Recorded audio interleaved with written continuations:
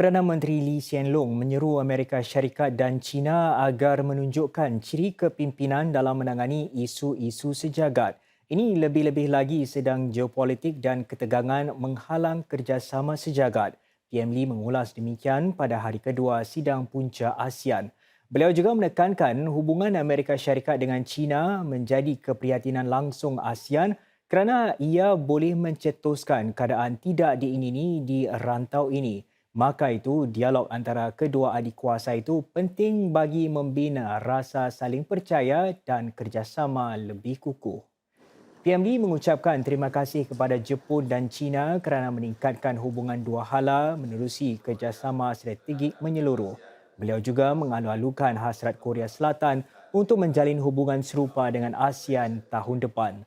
PM Lee turut mengusulkan bidang kerjasama baharu dengan ketiga-tiga negara itu. Ini termasuk bidang-bidang yang semakin berkembang maju seperti ekonomi hijau dan keselamatan siber. Turut disaran ketersambungan yang lebih baik dengan China dan Jepun bagi meningkatkan hubungan sesama rakyat. PM Lee juga menyarankan agar kerjasama sedia ada dipertingkat, misalnya menerusi kawasan perdagangan bebas FTA ASEAN-China. PM Lee juga berucap di sidang punca ASEAN Campur 3 yang turut melibatkan Jepun, Korea dan China. Beliau menekankan peranan perkumpulan itu dalam memacu pemulihan dan pertumbuhan ekonomi serantau serta bersiap sedia bagi menghadapi cabaran masa depan. PM Lee menggariskan 3 bidang berpotensi. Ini termasuk meningkatkan daya ketahanan rantau ini serta mengukuhkan rantaian bekalannya. Ini kata PM Lee boleh dicapai dengan memperhebat usaha sedia ada seperti simpanan beras kecemasan. Beliau juga menyentuh tentang meningkatkan keupayaan rantau ASEAN untuk mengatasi ancaman kesihatan awam. PM Lee menambah perkumpulan itu boleh meningkatkan kerjasama dalam bidang-bidang yang berkembang seperti ekonomi hijau dan digital.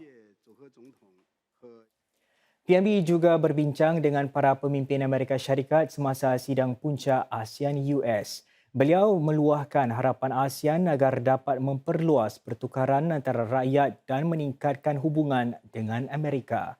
PM Lee turut akur dengan keprihatinan Amerika tentang kurangnya pelaksanaan konsensus 5 perkara yang cuba menangani keadaan yang membelenggu Myanmar.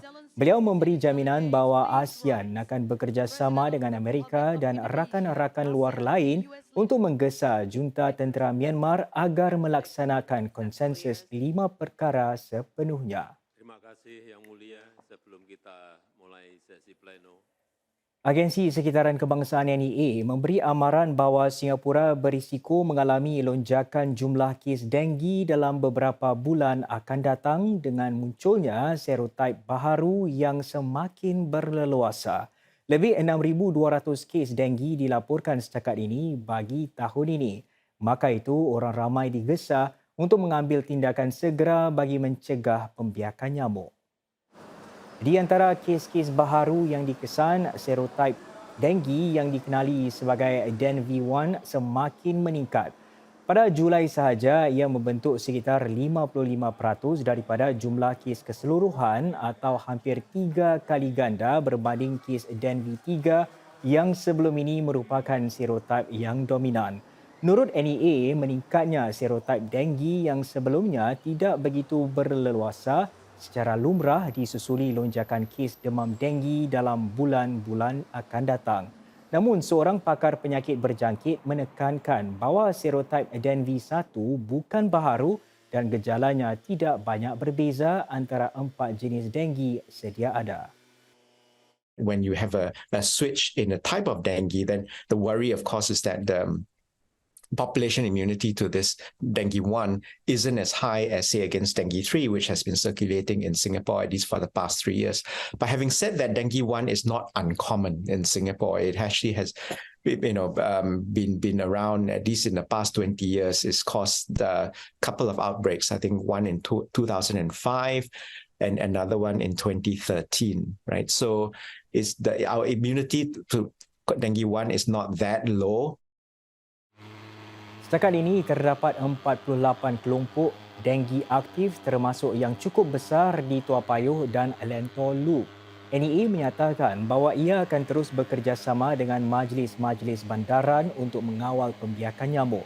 Selain itu, ia turut menggesa penduduk untuk mengelakkan air daripada bertakung dan menasihatkan untuk menyembur racun serangga di sudut-sudut yang gelap di dalam rumah. Mereka juga digalak menggunakan krim anti serangga dan memakai baju lengan panjang dan seluar panjang di rumah. Pakar ekonomi di sektor swasta sekali lagi menurunkan ramalan bagi pertumbuhan ekonomi Singapura untuk 2023. Ia menyusuli prestasi hambar yang dicatat dalam suku kedua serta sektor pengilangan yang terus lemah. GDP bagi tahun ini dijangka tumbuh 1% berbanding 1.4% yang diramalkan pada Jun lalu. Para pakar ekonomi yang ditinjau Penguasa Kewangan Singapura MAS menjangkakan sektor pengilangan akan menguncup lebih parah iaitu sebanyak 4.4%. Pertumbuhan bagi sektor kewangan dan insurans juga dijangka merosot hingga separuh kepada hanya 0.7%. Bagaimanapun, sektor binaan dijangka tumbuh 6.8%, manakala sektor penginapan dan khidmat makanan pula diramalkan meningkat 8.8%. Para pakar turut meramalkan inflasi teras akan kekal stabil pada kadar 4.1%. Menteri Pembangunan Negara Desmond Lee berkata sektor persekitaran binaan harus kreatif sedang industri itu terus berubah. Misalnya, menyelaraskan sasaran agar pelbagai pihak yang berbeza boleh berkolaborasi dengan lebih baik berbanding cara bekerja lebih tradisional yang cenderung menjurus kepada konflik. Sempena pelancaran Minggu Persekitaran Binaan Antarabangsa, Encik Lee mendedahkan langkah-langkah yang akan diambil pemerintah. Sebagai contoh, projek-projek sektor awam akan mula menggunakan sejenis kontrak yang membenarkan pihak-pihak berbeza berkongsi kos sekiranya lebih tinggi daripada anggaran. Levi pekerja asing juga akan dikurangkan jika sebahagian kerja binaan dilakukan di tempat lain yang lebih selamat serta melibatkan kadar automasi lebih tinggi.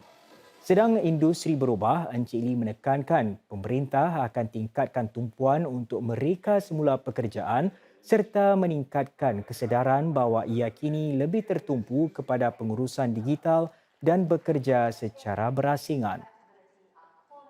When I speak to younger Singaporeans, I often hear that they want to contribute to make a difference, not just in Singapore, but also make a difference to the world. So careers in the built environment sector are meaningful. The critical role that the sector plays in designing, building, and maintaining a sustainable, inclusive, and livable Singapore is not lost on any of us here. Sijil hak milik kenderaan COE bagi kategori B dan terbuka sekali lagi mencatat paras rekod baharu untuk 3 bidaan berturut-turut. Harga premium bagi kereta lebih besar dan berkuasa tinggi dalam kategori B melambung hampir $5,000. COE bagi kategori terbuka pula yang boleh digunakan untuk sebarang jenis kenderaan tetapi biasanya digunakan untuk kereta besar melonjak $6,000. Ia merupakan satu rekod baharu berbanding $131,000 semasa bidaan Ogos lalu. Premium bagi semua kategori naik kecuali bagi motosikal yang turun sedikit sebanyak $501. Sejumlah 2,722 bidaan diterima kali ini berbanding 1,933 kota COE yang tersedia. Menteri Tenaga Manusia Tan See Leng berkata kerukunan hubungan antara pihak majikan dan golongan pekerja di Singapura adalah hasil visi Encik Lee Kuan Yew. Usaha mendiang turut menyumbang kepada model kerjasama tiga pihak yang kukuh. Dr. Tan berkata demikian semasa dialog memperingati usaha Encik Lee serta sempena genap 100 tahun sejak beliau dilahirkan. Tambah Dr. Tan, generasi seterusnya akan memainkan peranan utama dalam memastikan kerjasama tiga pihak kekal kukuh.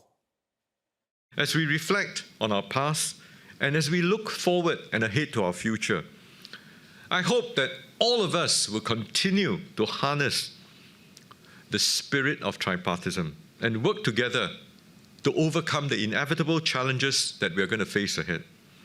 We must continue to strengthen our ties and continue to invest in the next generation of tripartite leaders.